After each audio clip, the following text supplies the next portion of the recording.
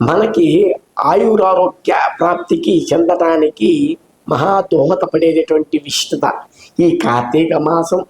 మహావిష్టతగా ఉదయం 9 లోపు పటికీ బెల్లం తీసుకుని కలకందన్నా పటికీ బెల్లం అన్నా షుగర్ అన్నా మహావిష్టతగా ఆ మహారాగి దండలో కలిపి మహాస్వామి వారి ఇష్ట మహన్యాసం స్వామివారి శివాలయంలో అభిషేకం గావించిన వాళ్ళకి ఆయురారోగ్య ప్రాప్తిని దినదినాభివృద్ధి చెందుతూ సకల భోగ భాగ్య విశిష్టత అనుభవిస్తూ వాళ్ళకి తెలియని మన దోషంలో మన ఇంట్లో మన ఒంటిలో తెలియని దోషాలు పటాపంచలైపోయి వారికి ప్రాయు వృద్ధిని చెందుకోవడానికి మహా దోహదపడేటటువంటి విశిష్టత ఈ కలకంద విశిష్టత.